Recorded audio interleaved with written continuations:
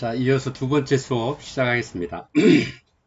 자, 프로그램의 평가에 대해서 전 시간에 같이 공부를 했고요. 프로그램 평가라는 게 어떤 의미인지 같이 공부를 했습니다. 자, 두 번째 시간은 프로그램 평가의 이해인데요. 자, 평가 모형이라고 하는 것, 이제 저희가 평가를 어떻게 할 것이냐, 평가가 왜 필요한지에 대해서 공부를 했고요. 그러면 평가에 대한 어떤 기준이나 준것들이 있어야 되는데, 과연 그러려고 하면 어떻게 해야 되느냐 하는 거죠. 그래서 평가 모형이라고 하는 것은 평가에 대한 이론을 실제에 적용하기 위해서 개발해낸 것입니다. 그래서 미국에서는 여기 설명드린 것처럼 20세기 초에 학교에서 그 프로그램을 통해서 교육적 효과를 얼마나 달성할 거냐, 교육 전과 프로그램을 통한 교육 후의 그 차이점, 그래서 변화의 목적들을 좀 설명을 하는데 평가 모형들을 좀 이용을 했다라 그러면 1970년대 후반에 사회복지 관련하게 되면서 이런 평가의 필요성을 많이 인식을 하게 됐는데요. 그러면서 이제 평가는 잘하고 있지만 예산이 이제 전체적인 사회적 예산이 이제 사회복지에서 많이 사용하다 보니까 기관이 많이 늘어나게 되면서 예산에 대한 어떤 부족한 현상들이 생기게 되었죠. 그래서 그렇게 되면 정해져 있는 한정된 예산을 가지고 사용하는 어떤 기관들이 많음에 있어서 그 프로그램들 활용하고 있는 프로그램들이 얼마나 효과성이 있는지 또 효율성이 있는지 이런 것들을 통해서 기관의 책무성을 증명하는 방법들로 활용이 되기 시작을 했습니다. 그래서 지금처럼 최소한의 어떤 자원을 가지고 최대한의 효과들을 만들어내는 기관들이 어느냐, 또 그러한 프로그램을 활용하고 있는 기관이 어디냐, 그런 것들을 통해서 다양하게 그 서비스를 제공하고 있는 많은 사회복지 기관들 중에서 우리 기관의 존재 이유나 우리 기관의 어떤 우수성이나 필요성들을 객관적으로 입증해내기 위한 방법으로 평가를 활용하기 시작을 했고, 그런 것들을 통해서 기관의 책무성들을 보여주는, 또 그런 기관의 책무성을 강조하기 위한 어떤 활용의 방법으로 연구가 좀 활발해지기 시작을 했습니다. 그래서 평가 모형은 크게 두 가지로 구별을 할 수 있을 것 같습니다. 첫 번째, 여기 영어에 나와 있는 descriptive, 서술적이다, 표현적이다 하는 말이고요. 그리고 서술적인 모형이 하나, 그 다음에 처방적인 모형, prescriptive라고 하는, 약국에 가시면 처방실, 처방장소 해서 이렇게 처방적 prescriptive란 영어 단어가 써 있죠. 처방실이라고 해야 되나요? 약국 조제실 뭐 이렇게 써놓은 것들이 이렇게 처방실이라고 써 있죠. 그럴 때 사용하는 영어입니다. 그래서 이렇게 서술적 표현하는 모형 하나, 그 다음에 처방에 관한 부분. 근데 어떻게 다르냐? 서술적인 모형은 평가의 근본 목적이 프로그램을 통한 변화에 대한 객관적인 사실을 기술함으로써 프로그램의 본질을 이해하는 데 초점을 두고 있는 게 바로 서술적인 모형이고요. 처방적인 모형은 평가자가 전문적이고 규범적인 판단에 따른 의사결정에 초점을 두느냐 하는 것에 따라서 처방적 모형, 서술적 모형 이렇게 구별이 됩니다. 그래서 저희가 앞으로 2교시에는 서술적인 모형에 관한 부분 두 가지, 즉 논리 모형, 그 다음에 CIPP 모형, 그 다음에 세 번째 그 처방적 모형에서는 판단 평가의 모형을 하나씩 살펴봄으로써 서술적 모형과 처방적 모형이 현장에서 어떻게 활용될 수 있는지, 프로그램 평가에서 어떻게 이용되고 있는지를 함께 보도록 하겠습니다. 첫 번째 서술적 모형에서 첫 번째로 소개드릴 것은 바로 논리 모형입니다. 사회복지 프로그램 평가와 관련해서 가장 많이 사용이 되고요.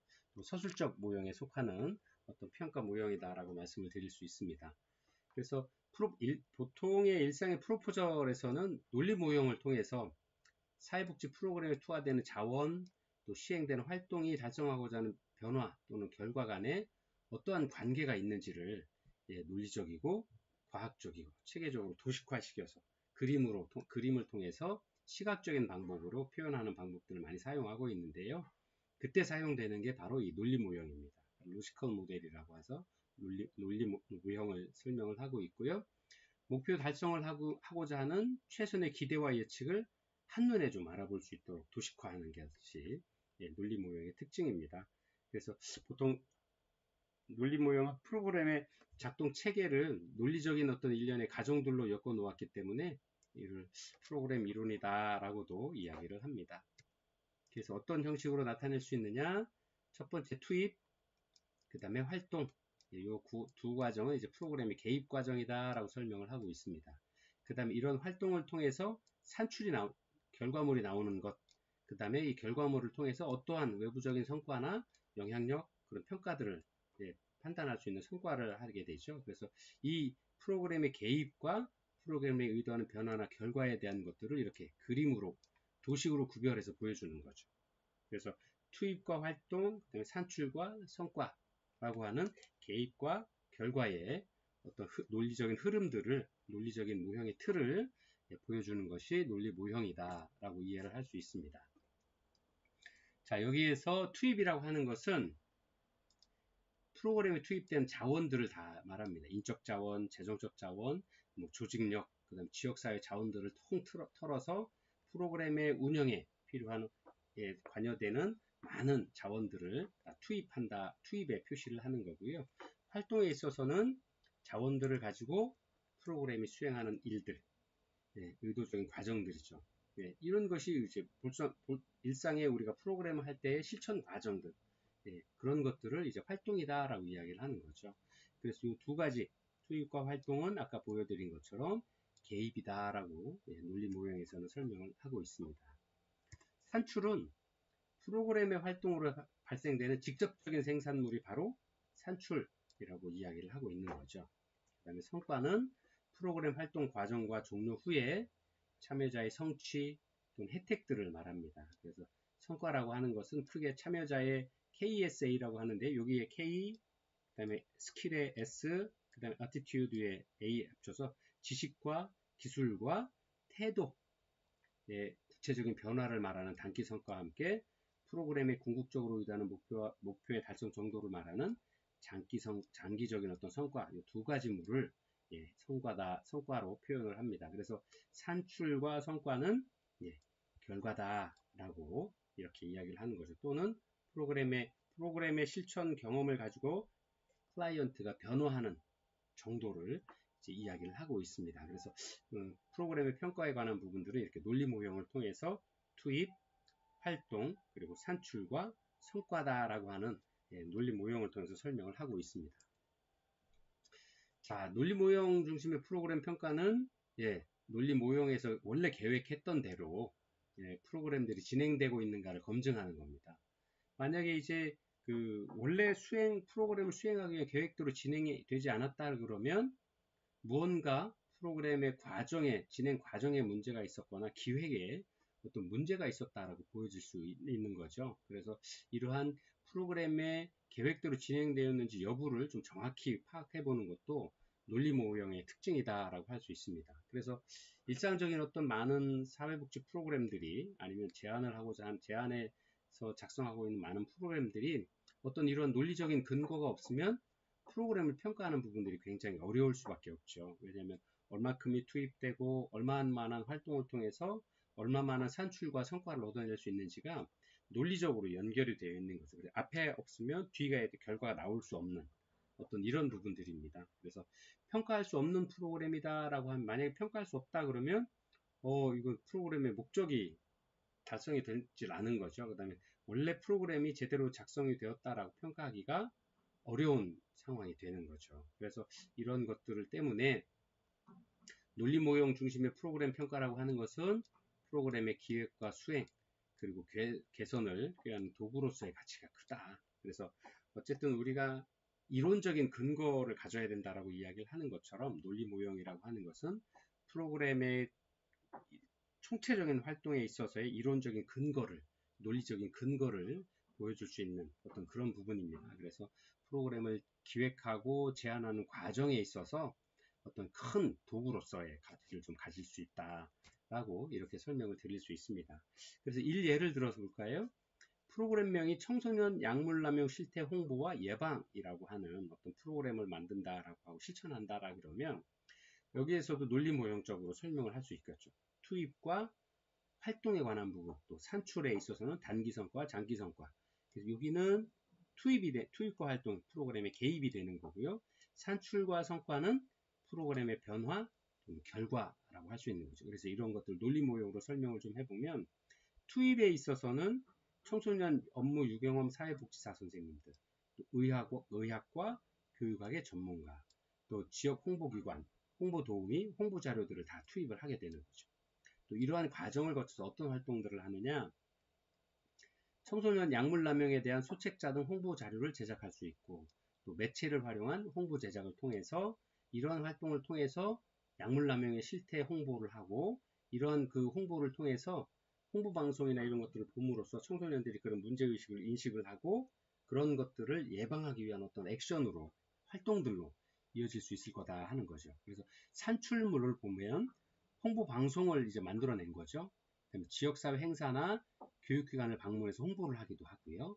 또 청소년 관련 기관에 이런 만들어진 소책자들을 비치해서 볼 수 있도록 하는 어떤 그런 것들을 산출로 볼 수 있고요. 성과로는 단기 성과와 장기 성과로 구별을 해서 볼 수가 있는데, 단기 성과로는 청소년 약물 남용 실태에 대한 관심을 좀 유발해낼 수 있다. 청소년들에게 또 약물 남용에 대한 인식들을 좀 바꿀 수 있다. 또 남용되는 약물에 대한 구매 차단의 필요성을 좀 사회적인 어떤 공감대를 확산시키고 확대해 나갈 수 있다라는 어떤 단기적인 성과를 평가할 수 있을 거고요. 장기적인 성과로는 이러한 그 약물 남용의 실태에 대해서 또 문제에 대해서 여론화할 수 있다. 그 다음에 청소년 약물 남용 관련 법률을 좀 강화할 수 있다. 그래서 구매를 차단한다거나 아니면 이런 것들에 대한 오남용에 대한 어떤 문제 제기들을 통해서 법적인 어떤 근거를 가지고 법률을 만들어 나갈 수 있는 어떤 장기적인 산출 성과로 가질 수 있다라는 것. 그 다음에 학교 내에서의 그런 법률을 통해서 청소년들에게 약물 남용에 대한 청소년 교육들을 좀 이루어 나갈 수 있다, 만들어 나갈 수 있다. 이런 어떤 장기적인 성과를 거둘 수 있다라고 어떤 논리적인 어떤 근거들을 보여줄 수가 있게 되는 거죠. 그래서 투입과 활동, 또 이 투입과 활동을 프로그램 개입을 통한 성과들은 어떤 게 있는지, 변화나 결과들은 어떤 게 있는지를 보여줄 수 있는 거죠. 그래서 이렇게 연결돼서 투입을 통해서 활동을 하고, 활동을 통해서 산출이 되고, 이 산출을 통해서 장기적인 또 단기적인 성과를 거둘 수 있는 논리적인 어떤 근거를 가진 모형이 바로 논리 모형이다. 서술적인 평가의 방법 중에서 논리 모형이다. 라고 이렇게 설명을 드릴 수가 있을 겁니다. 자, 그래서 이러한 사례들을 통해서 투입한 인적 물적 자원을 명확히 보여주고 프로그램의 실행 과정과 또 수행 결과를 합리적으로 평가할 수 있는 어떤 근거를 제시해 주는 것, 이게 바로 논리 모형의 특징이다 라고 이렇게 말씀드릴 수 있을 겁니다. 그래서 논리 모형은 사회복지 프로그램에 대한 주제가 어느 정도 선정되어 있다라고 하는 경우라 그러면 구체적인 프로그램을 개발하는데 문서화하는데 시간과 노력을 기울이기보다는 논리 모형에 맞도록 그런 어떤 계략적인 설계서를 마련을 해서 그 프로그램에 투입되는 이해 관련 당사자들의 의견을 구함으로써 프로그램에 대한 이해도를 높이고 프로그램의 작성도 간단하고 효과적으로 그 프로그램의 의도를 정확히 이해할 수 있도록 단순화시켜서 만들 수가 있게 되는 거죠. 그래서 이러한 양식을 작성할 때 주의할 점은 투입부터 순차적으로 기술하는 것이 아니라 특정 사회 문제를 해결하기 위한 또 클라이언트의 욕구 충족이 프로그램의 종료 후에 나타내는 긍정적인 모습을 기술하는 성과부터 거꾸로 좀 채워나가는 것이 맞겠다 하는 겁니다. 그래서 이런 바람직한 변화의 모습을 만들어내기 위해서 프로그램의 어떤 결과물들을 또 이러한 결과물들을 위해 해야 될 활동의 내역들 이런 것들을 거꾸로 이렇게 딱 개별 활동별로 되짚어 보면 다 자연스럽게 이런 논리 모형의 투입과 활동, 산출과 성과에 대한 어떤 논리 모형의 어떤 기준들대로 잘 프로그램을 기획해 나갈 수 있을 것이다 하는 겁니다. 그래서 우선은 프로그램의 성과와 프로그램의 결과에 대해서 산출과 성과에 대한 장기적인, 단기적인 어떤 성과물들에 주시할 필요가 있다. 그래서 그런 목적을 이루기 위한 활동이나 필요한 자원들을 거꾸로 역으로 계산해서 생각해내는 과정들도 한번 좀 검토해 봐야 될 필요가 있다라고 이야기를 드릴 수 있고요. 그래서 보통 이렇게 프로그램 사업에 관한 부분들을 작성을 할 때 우선 순위상이나 그 성과부터 역순으로 장기간으로 나타날 그 부분, 단기적인 어떤 성과의 부분, 또 이러한 성과를 얻기 위해서 산출로 나와야 될 결과물, 프로그램의 결과물들은 어떤 게 있을지. 예. 그 다음에 이런 거꾸로 이제 다시 이런 결과물들을 얻기 위해서 활동들, 문제 해결 필요한 활동들은 무엇인지. 또 이러한 활동을 하기 위한 계획된 활동에 필요한 자원들을 어떤 거지. 이러한 역순으로 그 서술적인 모형을 좀 프로포잘 제안서를 작성을 한다라고 그러면 훨씬 더 완성도가 높은 서술적 모형에 충실한 그 제안서를 만들 수 있을 것이다 라고 이렇게 설명을 드릴 수 있습니다. 자, 두 번째가 여러분들 그 교재에도 잘 설명되어 있는 CIPP 모형입니다. CIPP 모형은 여기 영어에서 보시는 것처럼 상황이라고 하는 컨텍스트의 C, 투입이라고 하는 인풋의 I, 과정이라고 하는 프로세스의 P, 그 다음에 산출이라고 하는 프로덕트의 P, CIPP 모형이다라고 이야기를 하고 있습니다. 그래서 좀 해석해서 설명을 좀 드리면 의사결정에 필요한 정보를 기술, 수집, 제공하는 과정이 바로 평가다라고 하는 어떤 그런 의미를 가지고 있습니다. 그래서 상황은 어떤 것이냐?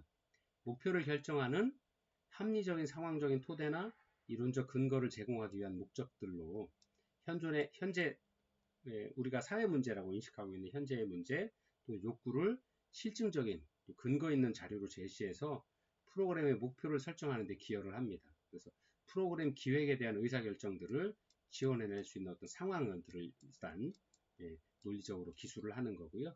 두 번째가 이러한 상황에서 목표를 과정을 하고 그 목표를 달성하기 위해서 동원해야 될 자원, 또 절차, 이런 어떤 의사결정 과정들을 구조적인 의사결정들을 만드는 것이 바로 투입이다라고 설명을 하고 있는 겁니다.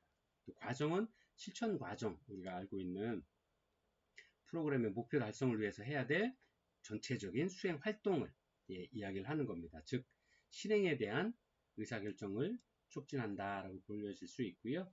산출이라고 하는 것은 프로그램을 통해서 얻은 결과물이죠. 그래서 이런 결과물들을 통해서 어떤 나중에 프로그램들을 뭐 좀 더 피드백 해준다거나 평가를 통해서 보다 개선하기 위한 어떤 의사결정 과정들, 그래서 이런 재순환적 의사결정 과정이라고 하는데요. 이러한 것들이 이렇게 재순환될 수 있도록, 피드백 될 수 있도록. 그래서 상황과 투입, 과정과 산출이 지속적으로 선순환될 수 있도록 하는 어떤 그런 모형이 바로 CIPP 모형이다라고 이렇게 설명을 드릴 수 있습니다. 그래서 CIPP 모형이라고 하는 것은 논리 모형과 대단히 유사한 형태를 띠고 있습니다. 그래서 다만 이 CIPP 모형은 구체적인 평가 지표와 방법은 다루지는 않습니다. 다만 평가 결과를 통해서 단계별로 의사결정을 어떻게 해 나갈 거냐에 좀 더 초점을 두고 있는 거죠.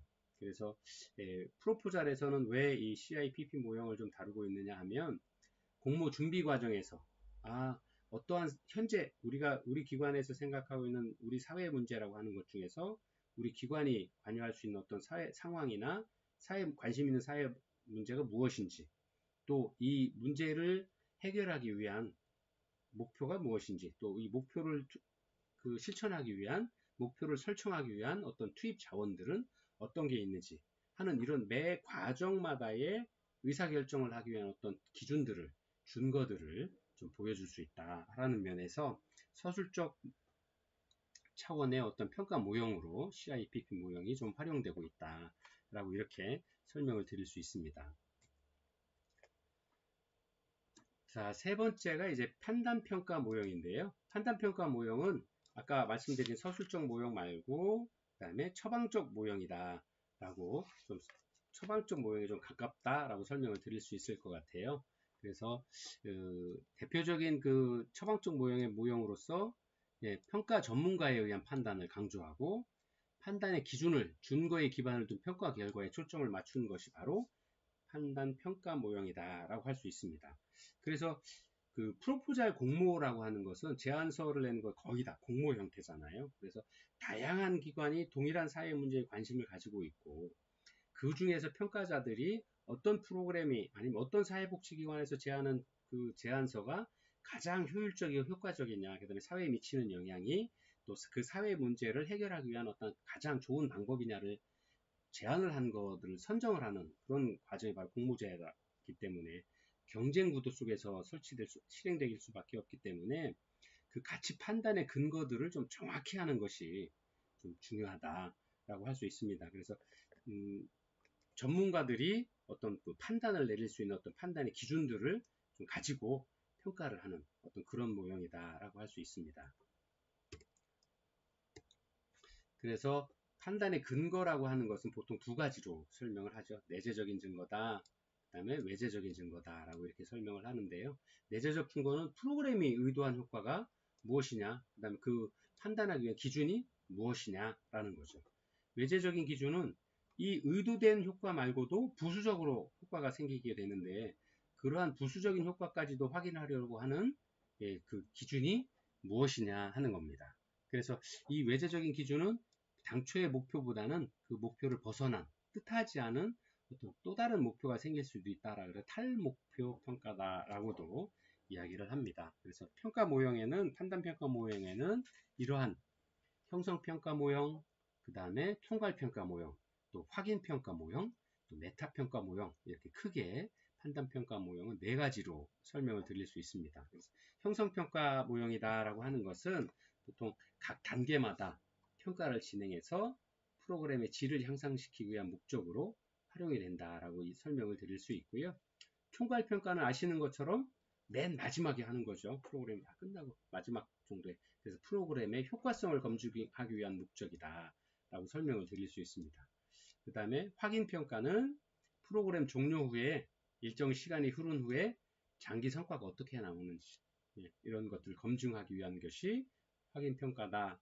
메타 평가라고 하는 것은 이 모든 평가를 하나, 둘, 세 개의 평가를 종합적으로 평가하는 거죠. 그 다음에 일상적인 저희가 공부하셨던 것처럼 메타 평가는 본인들 뿐만 아니라 제3자의 평가들까지도 포함을 하는 거죠. 아니면 연구 결과, 다양한 연구 결과가 어떤 사회 문제에 평가를 든다. 프로그램 제안에서의 메타 평가라고 할 수 있으면 동일한 사회 문제에 대해서 다양한 기관이 제안을 해서 그 프로그램들을 몇 가지를 실시했다라고 가정을 하면 이 다양한 사회 문제의 평가에 또 다양한 프로그램 기관마다의 평가, 제안서마다 활동들을 다 평가를 해보는 거예요.